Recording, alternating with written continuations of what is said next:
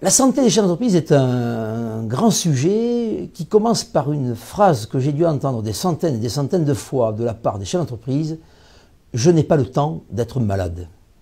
Ces hommes et ces femmes sont dans un tel engagement que certains vous diront même qu'ils ne tombent malades que quand ils sont en vacances, ce qui signifie qu'en fait ils sont en telle surcharge physique et mentale que le jour où ils relâchent, le corps reprend ses droits.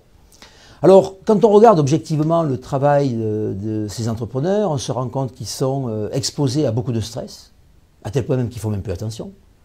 Les entrepreneurs disent même qu'ils ont besoin du stress pour aller de l'avant, alors que nous savons que c'est un facteur pathogène. La durée d'exposition au stress est toujours nocive. Ce sont des hommes et des femmes qui travaillent beaucoup, et de très loin, ce sont les plus gros travailleurs de France. Les Français travaillent 38,4 heures en moyenne.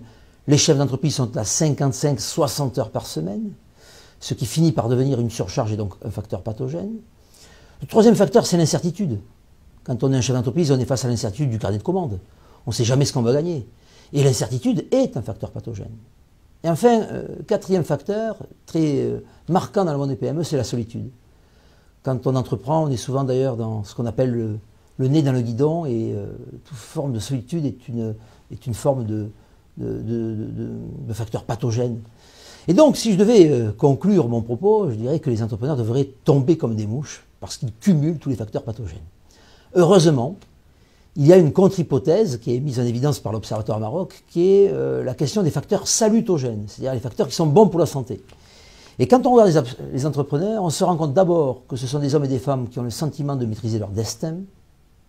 Et ça, la maîtrise de son destin, c'est un facteur qui est bon pour la santé, par opposition aux fatalistes. Si je réussis, c'est grâce à moi, puis si j'échoue, c'est de ma faute. Mais j'assume. Le deuxième facteur salutogène, c'est l'endurance.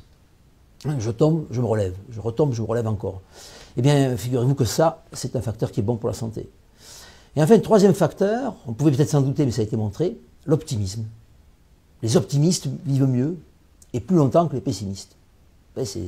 Ces hommes et ces femmes-là, ces atrabilaires qui se bouffent de l'intérieur, là, bien, ces gens-là, ils somatisent et ils finissent par produire des ulcères et des cancers. Eh bien, les entrepreneurs, en général, sont des hommes et des femmes très optimistes. Ce sont des employeurs, des investisseurs, donc ils ont une représentation positive de l'environnement. Ils assument leurs responsabilités en permanence, ce qui renforce la maîtrise du destin. Et puis, quand on est chef d'entreprise, il faut être quand même très endurant. Bien sûr, il y a le fisc, il y a l'administration, mais il y a aussi la gestion du personnel, la gestion des clients. Ils sont bien les clients, mais parfois ils sont un peu récalcitrants. Et donc, finalement, on est face à une balance de la santé des entrepreneurs qui est assez ambivalente. Où penche la balance? Eh bien, je réponds rapidement du bon côté.